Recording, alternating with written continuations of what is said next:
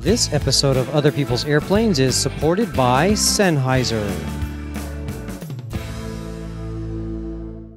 Yesterday, I heard three of my favorite words in the English language. Welcome to Oshkosh. It's day 2 of EAA's AirVenture Oshkosh 2012, America's greatest aviation adventure. I'm David Allen, and I'm about to take you into the cockpit of other people's airplanes.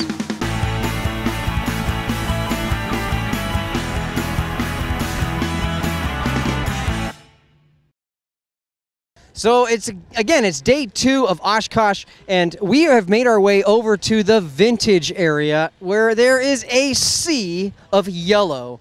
It's the 75th anniversary of Piper Corporation and the 75th anniversary of the Piper Cub, and something like 160 Cubs of various flavors and colors and shapes have shown up here at Oshkosh this year.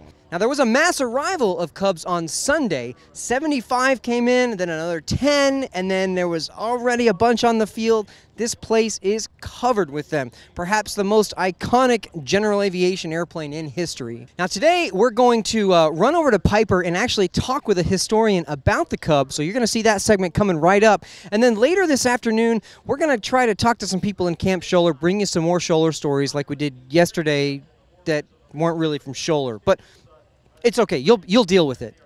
Ready, hit it. We've made our way over to the Piper tent. We love our friends over here at Piper, and this is the 75th anniversary of the company and this iconic airplane behind me, the Piper Cub. So we've actually caught up with Roger Peperell, and he is the I'm gonna make up a title for you. We're gonna call him the world's foremost authority on Piper Cub history. Welcome to the show. Thank you very much for that introduction. Tell us a little bit about the Cub and you know how it changed kind of the face of aviation. Well, I guess where should we start? In the 1920s, it started with the North Star Aerial Service, a couple of brothers called Taylor that started up in Rochester, New York.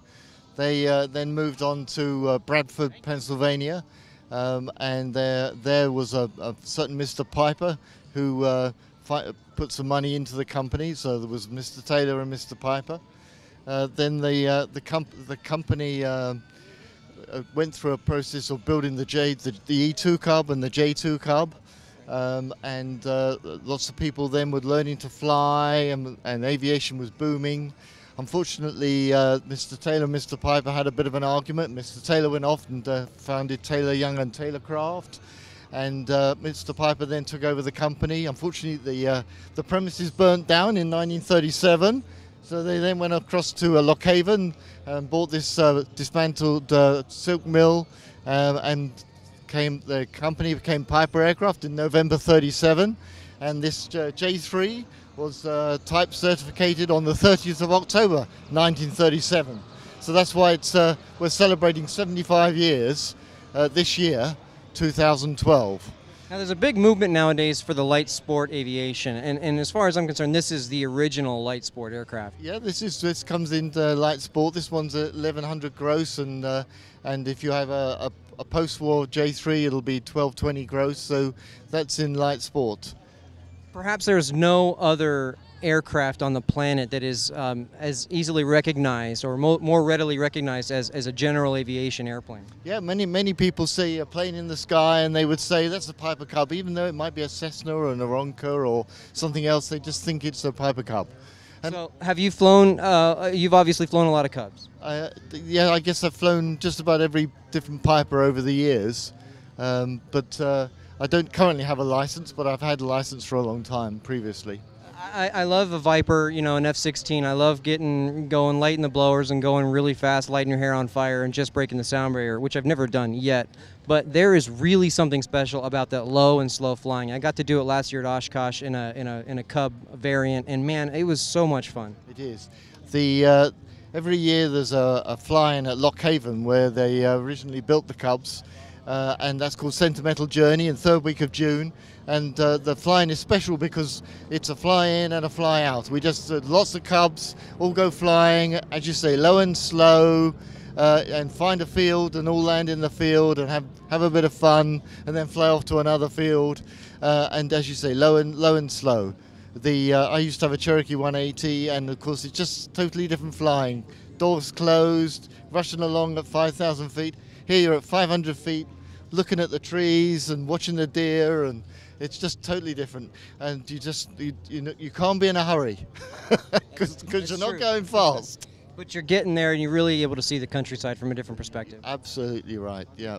Very good. Thanks, Roger, for being here on the show with us. Okay, you're very welcome. We had access to Roger, but you're probably not going to get that. So if you want to get his information, right here is your source. This fantastic textbook, essentially, of everything you wanted to know about Piper aircraft and the Piper Cub. It's all in here. And Roger is actually going to be signing copies of his book here on Thursday. So if you can make it, great. If you can't, then make sure you pick up your copy of this book at piper.com.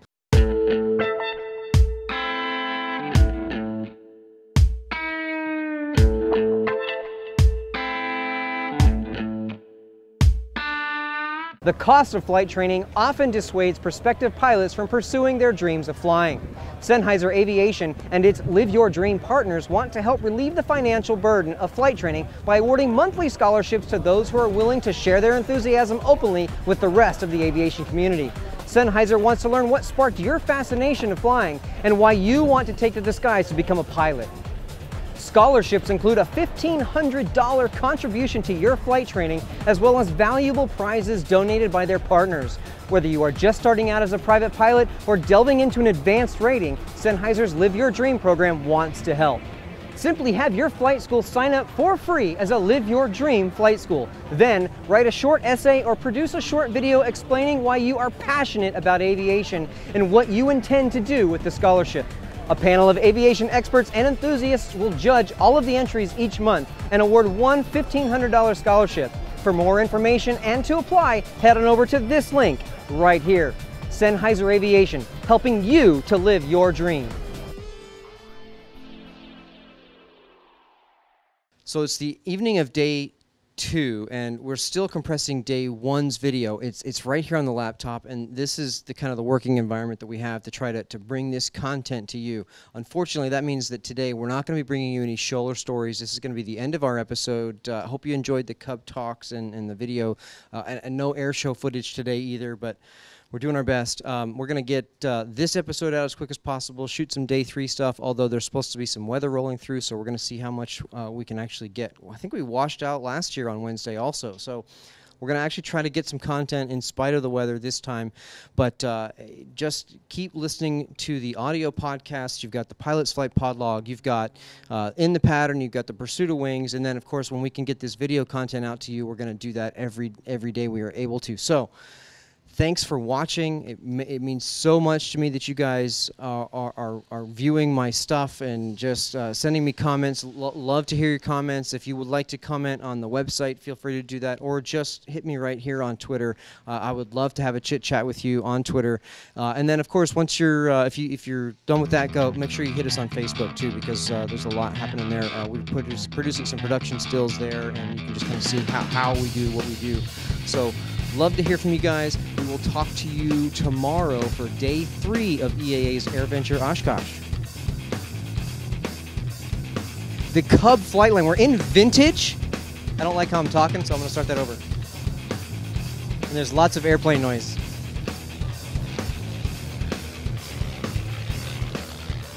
And tractor noise. I need a shotgun mic, then I could do this stuff. Point and shoot.